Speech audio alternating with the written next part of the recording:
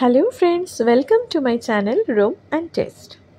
আজকে আমি তোমাদের আমার উটি বেড়ানোর অভিজ্ঞতা কিছুটা শেয়ার করব। উটি খুবই সুন্দর জায়গা।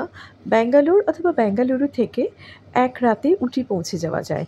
নাইট সার্ভিস রয়েছে বাসে, আমরা তাই করেছিলাম। আমরা বাসেতে উটি পৌঁছে গিয়েছিলাম। উটি পৌঁছে উটির মেইন জায়গা হচ্ছে কারিং ক্রস। এই কারিং ক্রসে হোটেল কারিং ক্রস হোটেলটা ভীষণ ভালো, সেই হোটেলে আমরা ছিলাম। এছাড়াও ওই জায়গাতে প্রচুর হোটেল আছে, যে কোনো হোটেলেই তোমরা মোটামুটি মানে পিক সিজনে গেলে আগে বুকিং করতে হবে, কিন্তু অফ সিজনে যদি যাও তাহলে তোমরা জায়গা পেয়ে যাবে। এই হোটেল থেকে একদম ওয়াকিং ডিস্টেন্স হচ্ছে উটি বটানিক্যাল গার্ডেন। বটানিক্যাল গার্ডেন ঘুরে আমরা ফেরার সময় এই রকম বেশ খাওয়া দাওয়া করলাম। পথেই পড়লো একটা বেকারি, কিংস বেকারি। এই বেকারিটা অনেক পুরনো বেকারি, আর উটি হচ্ছে ফেমাস ফর চকলেটস। এইখানে এই বেকারিতেও যেমন প্রচুর চকলেট রয়েছে, আর চকলেটসগুলো এখানে হোমমেড চকলেট মেনলি। আর এই চকলেটগুলো ওরা দেখিয়েও দেয় কিভাবে তৈরি করা হচ্ছে। এখানে আমরা নিয়েছিলাম স্ট্রবেরি চিজ কেক, তার সাথে ভেজ কাটলেট। আচ্ছা বলে দিই প্রসঙ্গত, এই বেকারিতে কিন্তু ম্যাক্সিমামটাই ভেজ, পুরোটাই ভেজ ফুড পাওয়া যায়। তারপরে তার সাথে নিয়েছিলাম হট চকলেট। বেশ ঠান্ডা ঠান্ডা ওয়েদার ছিল। আমরা যখন গিয়েছিলাম তখন হচ্ছে ডিসেম্বরের জাস্ট মিডল অফ ডিসেম্বর, তো সেই সময় উটিতে কিন্তু বেশ ঠান্ডা, আর সেই ঠান্ডায় হট চকলেট খেতে কিন্তু দুর্দান্ত লেগেছিল।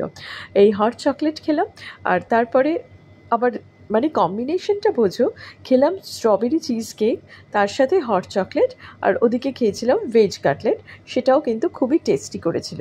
কারিং ক্রস, তারপরে কারিং ক্রস মার্কেটে এলাম ওখান থেকে। কারিং ক্রসটা হচ্ছে একটা পুরো মোড়, যেখান থেকে সব দিকেই যাওয়া যায়।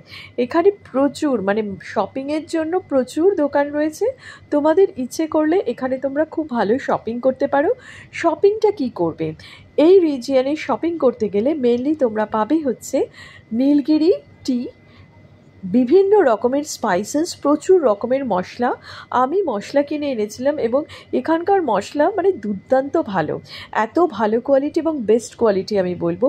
মরিচ, গোলমরিচ, তার সাথে দারচিনি বা এলাচ, মানে সব রকম মশলা, এবং সেই কোয়ালিটি হচ্ছে অসাধারণ। চোখের সামনে তোমাকে প্যাক করে দেবে, তুমি বুঝতেই পারবে যে ওর ভেতরে কোনো কিছু মেশানো নেই।